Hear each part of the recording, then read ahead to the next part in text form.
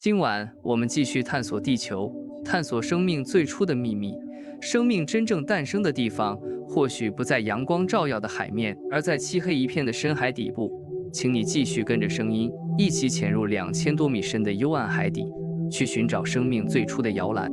1977年，一艘名叫阿尔文号的科研潜水艇正在加拉帕戈斯群岛附近下潜，深度大约是2400米，相当于把2座泰山叠起来，再沉进海里。船上的科学家本来是来找海底火山活动的，在那里，地壳板块向两边分开，岩浆从地下涌上来。可他们看到的景象却让所有人都愣住了。海底矗立着一座座烟囱一样的高塔，全是矿物凝结成的岩石。烟囱里不断喷涌着超高温的热水，这些水被地下的火山岩加热，温度超过了350度。水里溶解了大量矿物质，铁、硫、锰，应有尽有。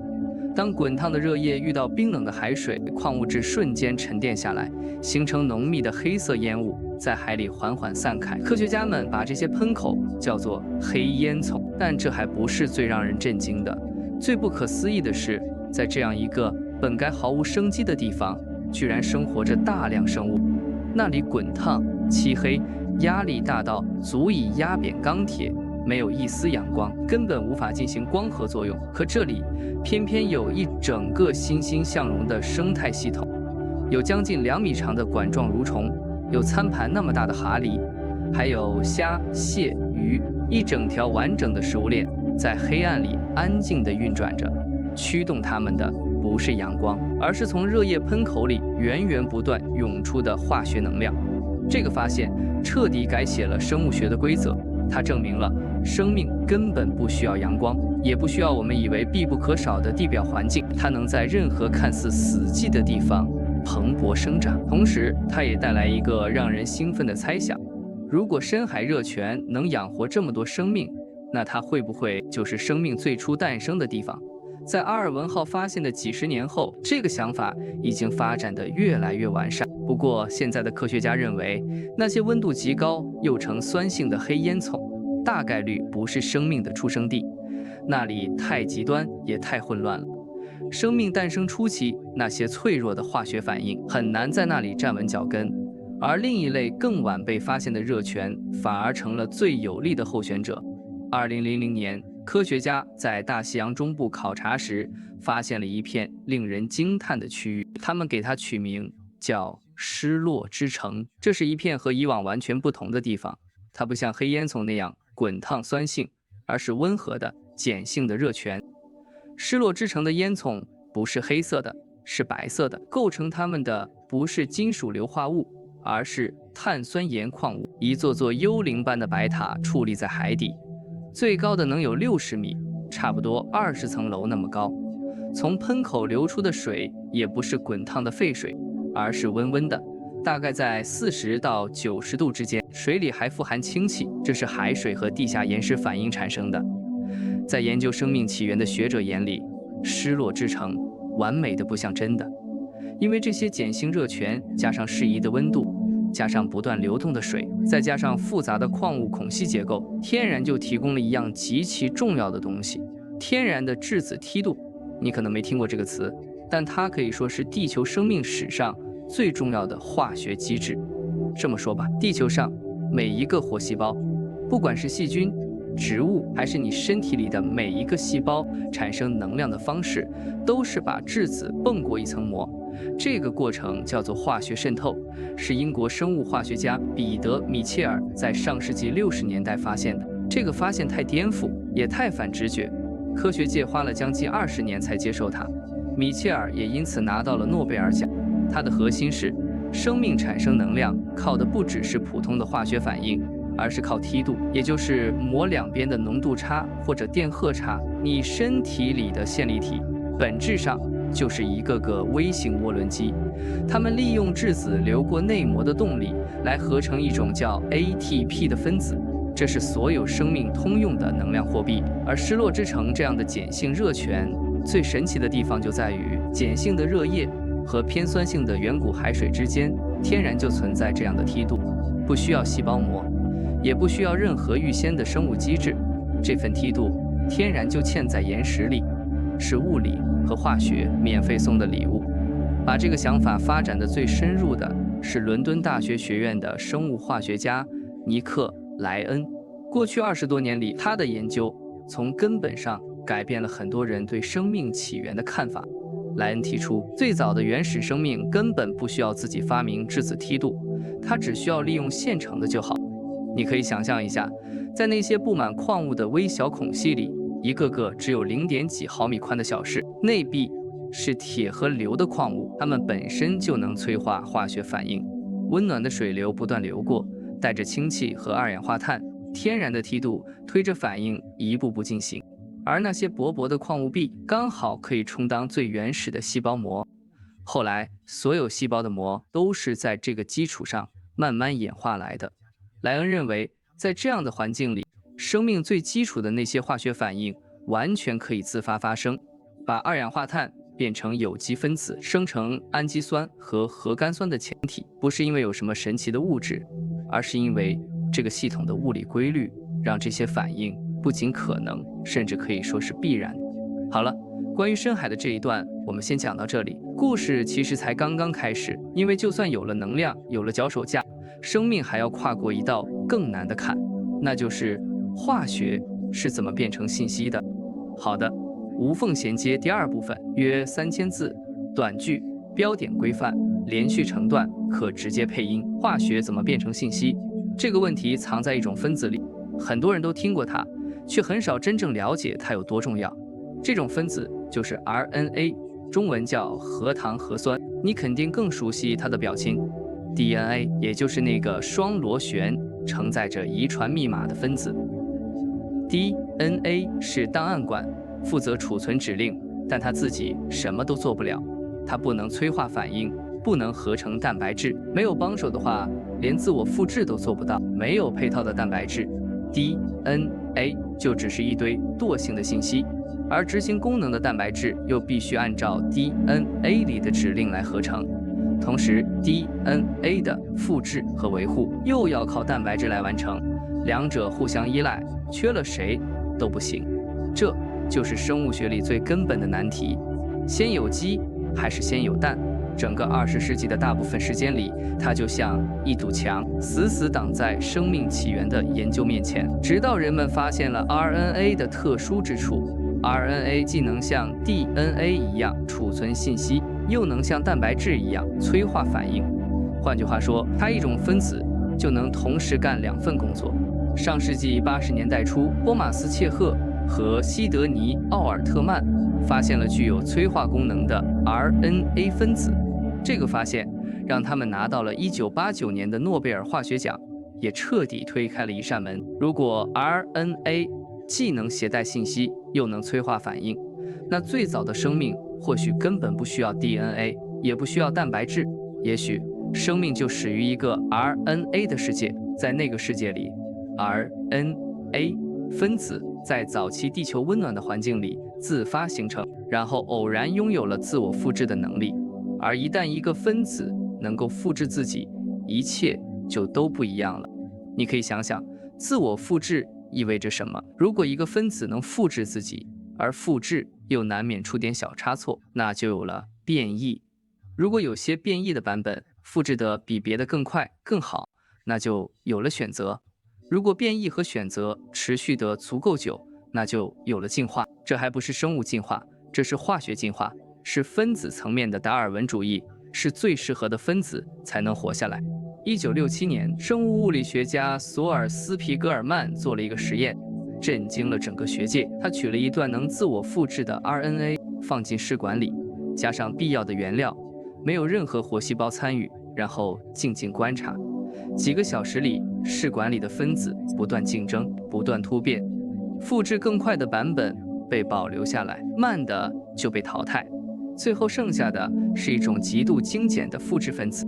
它扔掉了所有多余的部分，只保留自我复制的核心能力。人们把这个产物叫做斯皮格尔曼怪物。这是人类第一次在完全脱离生命的条件下直接看到分子层面的进化。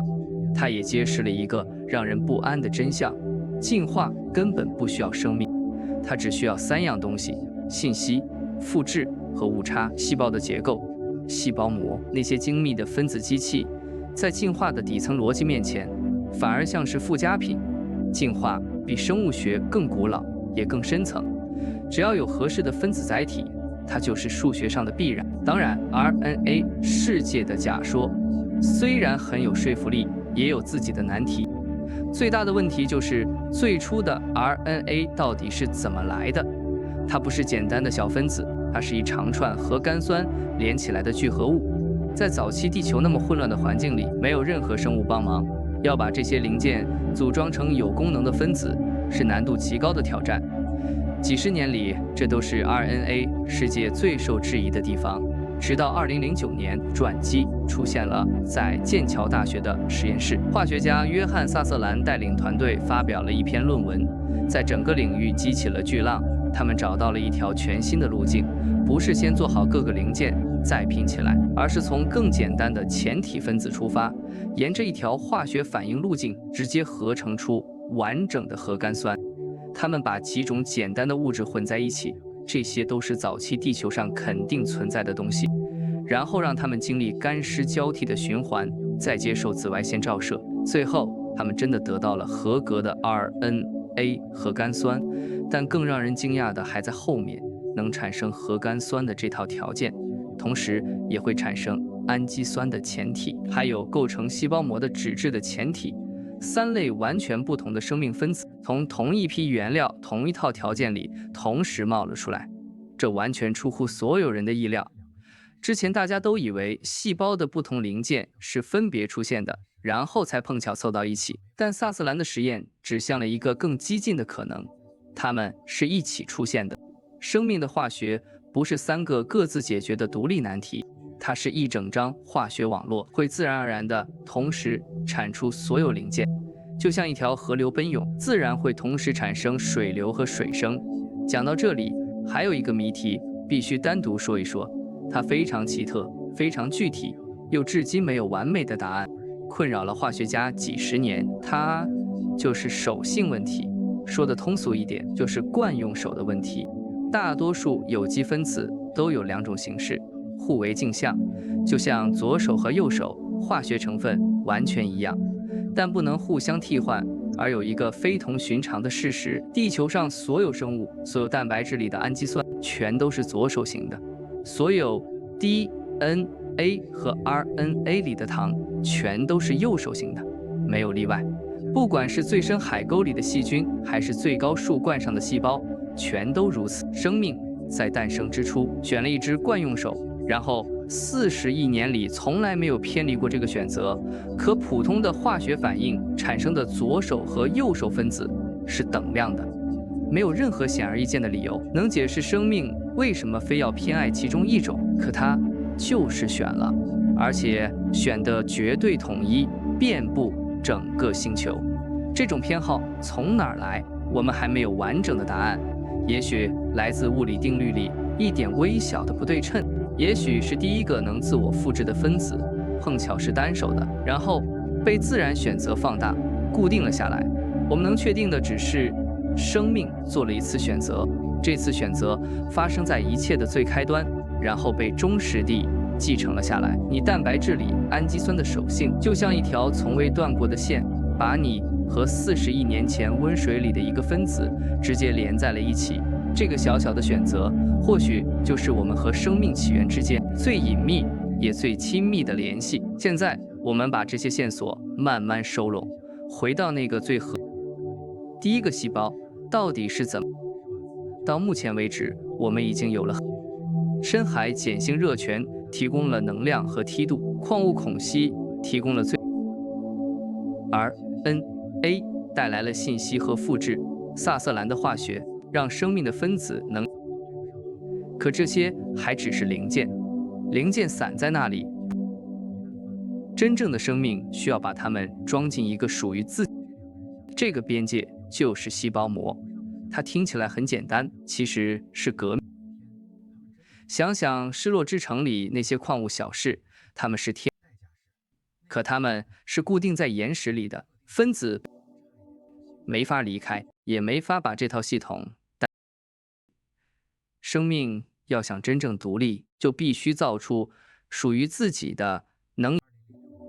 好消息是，构成膜的脂质分子有一个领，把它们放进水里，它们会自动排列起来，因为它们一头清水。为了躲开水，它们会自发地围成形成一层双层膜，把一小滴水包在中间。这种小球，它不需要任何生命去制造，只要有合适的脂质和水，它自己。于是，故事就在某个矿物小室里 ，RNA 在复制，氨基酸在连成短链，脂质在。终于有一天，足够多的脂质围住了一小团正在一个囊泡脱离了岩壁，飘进了广。这就是在这一刻之前是化学，在这一刻之后，第一个细胞带着它内部的信息，带着它复制，带着一层把自己和世界分开的膜，开始了属于它。它很小，很脆弱，很可能一转。但只要有一个成功了，只要有一个能稳定的复制进化，就会立刻从这个不起眼的小囊泡开始，生命再也没有停。顺着这条线索往上追，所有的现代生物，不管都能被追溯到同一。科学家给它取了个名字，叫做 luck， 意思是最后的。请注意 ，luck 并不是。在它之前，一定还有过无数更简单、更原始的。它们大多没能留下后代。Luca 是那个足够成功，是所有活到今天的生命共。你我，一棵树，一只鲸鱼，还有你手上的每。往回追溯的足够远，都会汇聚到同一。那卢卡长什么样？它。但我们可以通过比对现代生物的基因，反推出它身上一定有。结果很惊人，科学家发现拉克很可能一个富含氢气的高，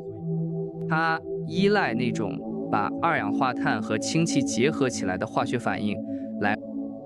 它已经在使用质子梯度，它拥有那套制造蛋白质的核。这些线索全都指向了我们一开始讲的那个地方，深海的碱。你看，故事就这样绕了一个大圈，又从阿尔文号在黑暗里看到的，到失落之城那些幽灵，再到卢克的基因留下的古老印记，他们指着头，这就是深海起源说最动。它不只是一个漂亮的猜想，它能和最古老生命的基因。